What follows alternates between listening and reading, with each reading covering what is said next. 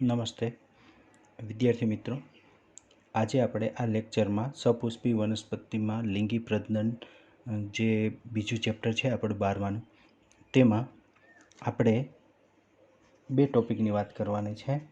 એક છે અંડકની રચના અને બીજો ટોપિક છે મહાબીજાણુ જનન. અંડકની રચના અને મહાબીજાણુ જનન. આગળના લેક્ચરમાં આપણે અંડકની રચના જોયેલી છે.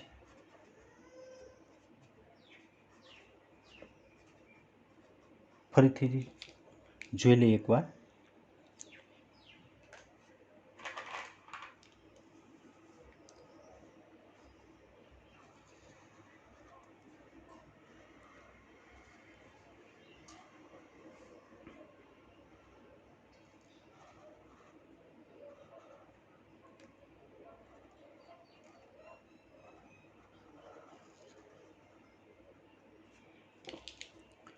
આગળના લેક્ચરમાં આપણે ઉર્ધ્વમુખી અંડક બનાવેલું. અહીંયા હું અધોમુખી બનાવું છું.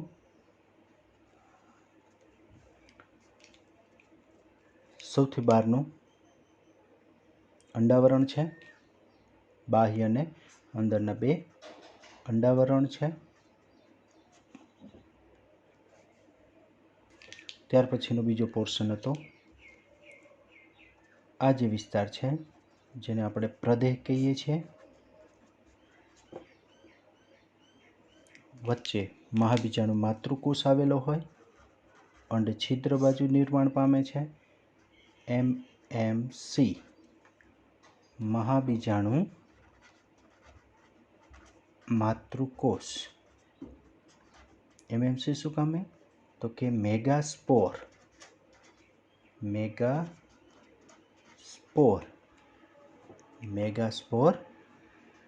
મધર સેલ, એટલે આપણે એને મહાબીજાણુ માતૃકોષ દ્વિકીય હોય છે. બીજું જે અંડકની રચનામાં આ જે ભાગ દંડ જેવું છે એને આપણે અંડનાલ અથવા તો અંડકનાલ કહીએ છીએ. આગળ આપણે જોયું છે કે આ દંડ જેવી રચના જેના વડે અંડક બીજાશયની દિવાલ સાથે જરાયુ વડે જોડાયેલ હોય એ દંડને કહેવાય અંડનાલ. બીજું, અંડક અને અંડનાલનું જોડાણ સ્થાન છે આ પોર્શન, એ છે બીજ કેન્દ્ર. ઉપરાંત બીજો જે ભાગ છે ઉપરનો, આ છે બીજાંડ તલ અથવા અંડતલ. એને અંડક તલ કહેવાય, અંડતલ કહેવાય, બીજાંડ તલ, કોઈ પણ નામથી એ ઓળખાય છે. એને વિરુદ્ધનો કે જ્યાં અંડાવરણ અંડકને સંપૂર્ણપણે ઘેરી લે છે પણ એક જગ્યાએ છિદ્ર જેવી રચના થયેલી હોય છે અથવા તો ત્યાં અંડાવરણ આવેલું નથી, છિદ્ર બનાવે છે, તેને બીજાંડ છિદ્ર અથવા અંડ છિદ્ર અથવા અંડક છિદ્ર કહેવાય. તો આટલી રચના આપણે જોઈ લઈએ. ફરીથી આપણે રિપીટ કરી દીધું કે અંડક છે એમાં આટલા ભાગો આવેલા હોય છે. પ્રશ્ન પૂછાય છે અંડકની રચના અને મહાબીજાણુ જનન સમજાવો. તો આવી રીતે આકૃતિ સાથે આપણે અંડક બતાવવાનું છે. હવે જે આજનો નવો પોઈન્ટ આવે છે એ છે મહાબીજાણુ જનન.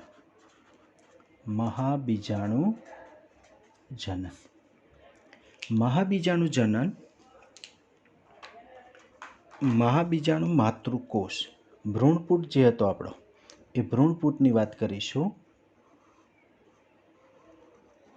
આ ભ્રૂણપુટ છે, એમની ફરતે પ્રદેહના કોષો છે. આવી રીતે પ્રદેહ છે. અંદરના ભાગમાં કઈ બાજુ? તો કે અંડછિદ્ર બાજુ. અંડછિદ્ર ટેક્સ્ટબુકમાં આ બાજુ ઉર્ધ્વમુખી આપેલું છે એટલે અહીંયા લઈશું મહાબીજાણુ માતૃકોષ ત્યાં આવેલો છે. MMC મહાબીજાણુ માતૃકોષ કેવો હોય છે રંગસૂત્રની દ્રષ્ટિએ? દ્વિકીય. મહાબીજાણુ માતૃકોષ એમાંથી અર્ધીકરણ થાય અને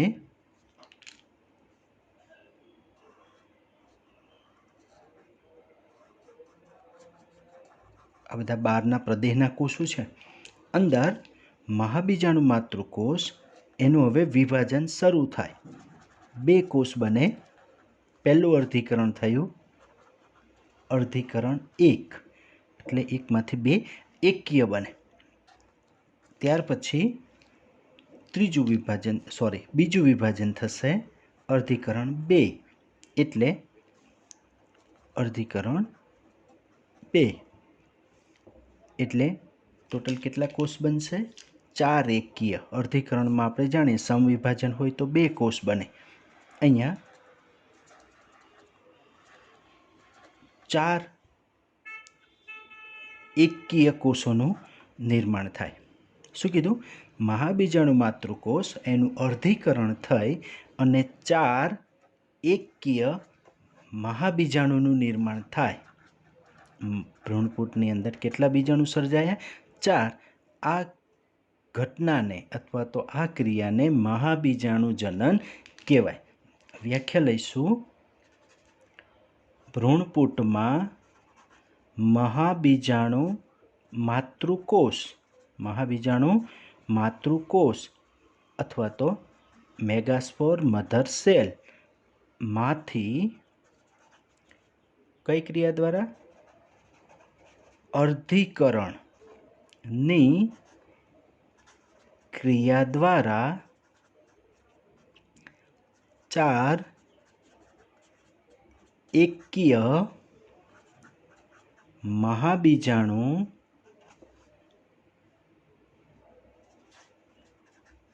ઉત્પન્ન થવાની ક્રિયાને મહાબીજાણુ જનન કહે છે. આ થઈ મહાબીજાણુ જનનની વ્યાખ્યા. આ 4 મહાબીજાણુઓ છે તેમાંથી 3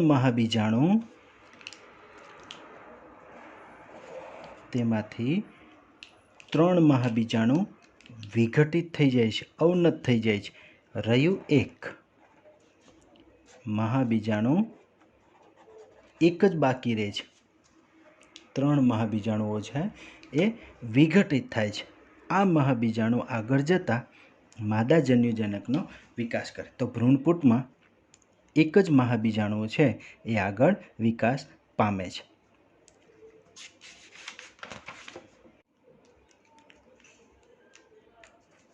જે મહાબીજાણુ જનન છે એમાં આપણે શું કીધું કે મહાબીજાણુ જનન મહાબીજાણુ માતૃકોષમાંથી 4 એકકીય મહાબીજાણુ નિર્માણ થયું. આ જે 4 મહાબીજાણુનું નિર્માણ થયું છે એ 4માંથી બધા જ મહાબીજાણુઓ એ આગળ વિકાસમાં ભાગ લેતા નથી. તો મોટાભાગની વનસ્પતિમાં 4માંથી 3 મહાબીજાણુઓ છે એ વિઘટિત થાય છે અને એક મહાબીજાણુ એ આગળ વિકાસ પામે અથવા તો માદાજન્યુતરના વિકાસ તરફ આગળ જાય. તો આવો જે વિકાસ છે એ દરેક વનસ્પતિમાં જુદો જુદો હોય છે. મોટાભાગની વનસ્પતિમાં એક જ આગળ વધે છે. જ્યારે પંચાનન મહેશ્વરી નામનો વૈજ્ઞાનિક છે, નામ યાદ રાખીશું, પંચાનન મહેશ્વરી નામના વનસ્પતિ શાસ્ત્રીએ વનસ્પતિઓમાં અભ્યાસ કરી અને મહાબીજાણુ જનનને અંતે કેટલા મહાબીજાણુ આગળ માદાજન્યુજનકમાં ભાગ લે છે એનો અભ્યાસ કરીને દર્શાવ્યું કે મોટાભાગની વનસ્પતિમાં એક જ મહાબીજાણુ આગળ વિકાસ પામે છે. આવો વિકાસ છે એ મોનોસ્પોરિક વિકાસ કહેવાય. મોનો એટલે એક, ચારમાંથી ત્રણ વિઘટિત થયા અને એક આગળ, તો એક બીજાણુકીય વિકાસ. કેટલીક વનસ્પતિ એવી છે કે તેમાં ચારમાંથી બે વિઘટિત થાય અને બે આગળ વિકાસ પામે. આમાં શું થયું? ચારમાંથી એક જ. જ્યારે કેટલીક વનસ્પતિ એવી છે કે તેમાં બે એટલે કે બાય અથવા કહીશું ડાય સ્પોરિક. બીજો વિકાસ કેવો છે? ડાયસ્પોરિક. તો અંદર બે મહાબીજાણુઓ આગળ વિકાસ પામે. અને કેટલીક વનસ્પતિમાં ચારે ચાર એટલે કે ટેટ્રાસ્પોરિક, ચતુબીજાણુકીય. એક બીજાણુકીય, અહીંયા લખીશું દ્વિબીજાણુકીય અને અહીંયા લખીશું ચતુબીજાણુકીય. ચારે ચાર જે મહાબીજાણુ છે એ આગળ માદા જન્યુજનકના વિકાસમાં ભાગ લે, એટલે કે ચારે ચાર માદા જન્યુજનક બનાવશે. તો ખ્યાલ આવ્યો વિદ્યાર્થી મિત્રો? શું કીધું? મહાબીજાણુ જનન થાય તો મહાબીજાણુ કેટલા બને છે? ચાર. પણ મોટાભાગની વનસ્પતિમાં ચારમાંથી ત્રણ વિઘટિત થાય અને એક જ મહાબીજાણુ એ માદા જન્યુજનકના વિકાસમાં ભાગ લે. બરાબર છે? એટલે મોટાભાગની વનસ્પતિમાં આવું હોય તો પંચાનન મહેશ્વરીયાને કીધો કેવો વિકાસ? એક બીજાણુકીય, ઇંગ્લિશમાં કહેવાય મોનોસ્પોરિક. ઇંગ્લિશના વધારે પ્રચલિત છે એટલે આપણે એને મોનોસ્પોરિક વિકાસ કહીશું. કેટલાક એવી વનસ્પતિ છે જેમાં બે મહાબીજાણુ આગળ માદા જન્યુજનનમાં ભાગ લેતો એને ડાયસ્પોરિક કહેવાય. અને કેટલાકમાં ચારે ચાર મહાબીજાણુઓ જીવંત રહી અને આગળ માદા જન્યુજનન બનાવે છે. પણ આવો વિકાસ ઓછો જોવા મળે છે. મોટાભાગની વનસ્પતિ મોનોસ્પોરિક છે. હવે આપણે વાત કરીશું ત્યાર પછીનો પોઈન્ટ, માદા જન્યુજનન.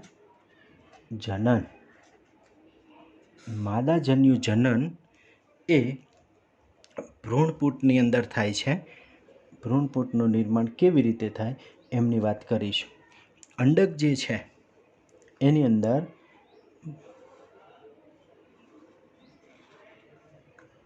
આ ઘેરીને ગોઠવાયેલા પ્રદેહના કોષો આવી રીતે બતાવી દઈશું.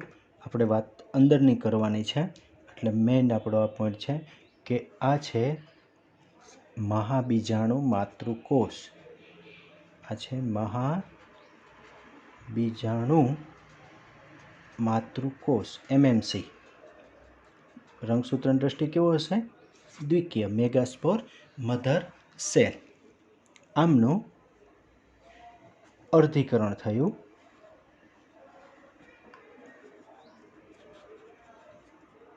અને પહેલા અર્ધીકરણની અંદર બે અને બીજા અર્ધીકરણની અંતે ચાર. હું સીધા ચારે ચાર કોષ બતાવી દઈશ.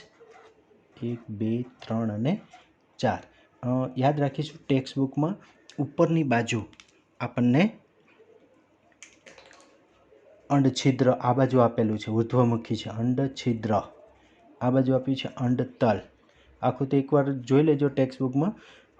છેલ્લી આકૃતિમાં અંડછિદ્ર ઉપર નીચે આપેલું છે એટલે ટેક્સ્ટ બુક જોશો એટલે ખ્યાલ આવી જશે. પણ ભૂલ ના પડે એટલે મેં ધ્યાન દોર્યું કે અહીંયા ઉર્ધ્વમુખી અંડછિદ્ર આ રીતે આપ્યું. છેલ્લી આકૃતિમાં અંડછિદ્ર આપણે નીચે આપ્યું. ફરીથી આકૃતિ દોરીશ ત્યારે કહીશ કે આ આકૃતિમાં નીચે આપેલું છે. ચલો, શું થયું? ચાર એકકીય મહાબીજાણુ અર્ધીકરણ દ્વારા ઉત્પન્ન થયા. હવે શું થાય છે? મોટાભાગની વનસ્પતિમાં મોનોસ્પોરિક વિકાસ. મોનોસ્પોરિક એટલે આજે પ્રદેહની અંદર ભ્રૂણપૂટ છે એમાંથી ચારમાંથી ત્રણ વિઘટિત થાય અને એક જ અંડછિદ્ર બાજુ મહાબીજાણુ જીવંત રહે છે. ત્રણ વિઘટિત થઈ ગયા. એક કોષ હતો, રહ્યો એક, પણ અહીંયા દ્વિકીય મહાબીજાણુ હતો. હવે મહાબીજાણુ બન્યું છે. આ માતૃકોષ હતો તો આ બાળકોષ છે, પણ રંગસૂત્રની દ્રષ્ટિએ એકકીય, કારણ કે અર્ધીકરણ થયું છે. હવે મહાબીજાણુ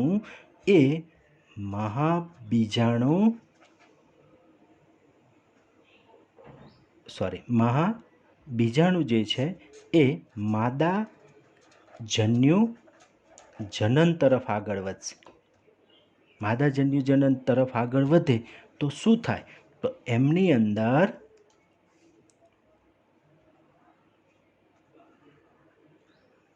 સમવિભાજન થશે. આ જે મહાબીજાણુ માતૃકોષ હતો એક, એમનું સમવિભાજન થશે.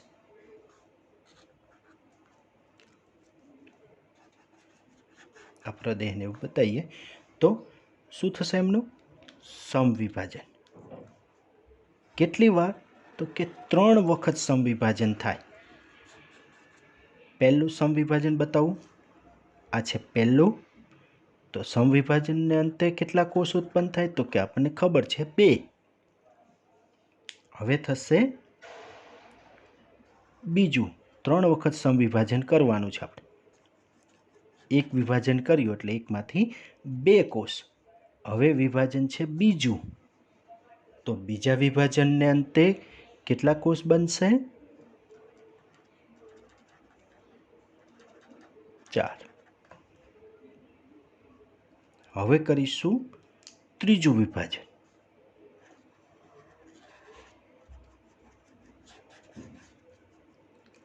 બધું સમવિભાજન છે એટલે રંગસૂત્રોની સંખ્યા જળવાઈ રહેશે, એકી જ છે. ટોટલ 8 કોષ ઉત્પન્ન થાય. પહેલું, બીજું ને ત્રીજું 3 સમવિભાજનને અંતે 8 કોષ ઉત્પન્ન થયા, અથવા તો 8 કોષ કેન્દ્રનું નિર્માણ થયું. આ 8 કોષીય રચના છે એ આપણું ફાઇનલ ભ્રૂણપૂટ છે. આ 8 કોષીય રચના હવે ભ્રૂણપૂટમાં દરેક કોષ કેન્દ્ર વિતરિત થશે, ગોઠવાશે. કેવી રીતે ગોઠવાય છે અહીંયા બતાવીએ આપણે. આ આકૃતિની વાત કરું છું. ટેક્સ્ટ બુકમાં હવે અહીંયા ઉલટું આપ્યું છે. ઉલટું એટલે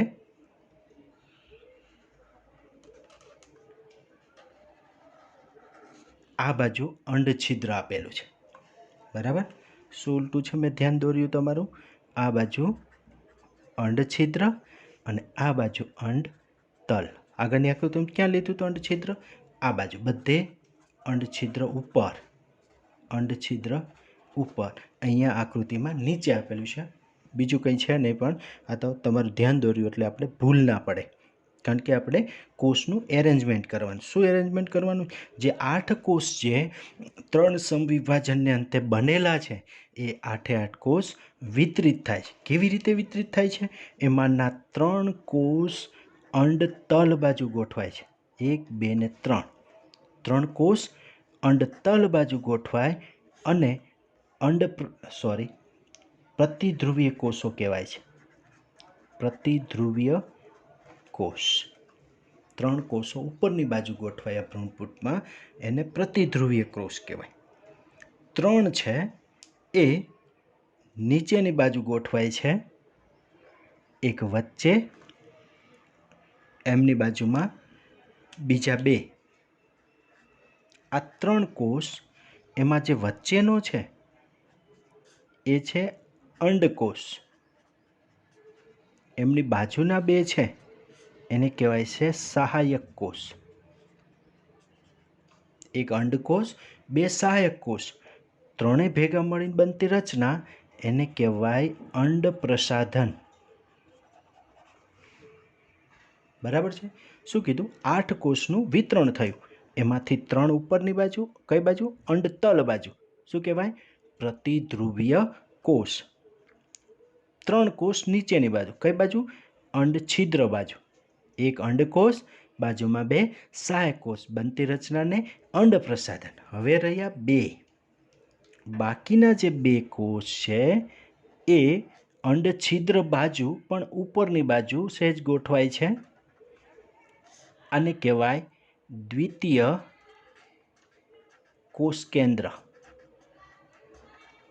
દ્વિતીય કોષ કેન્દ્ર.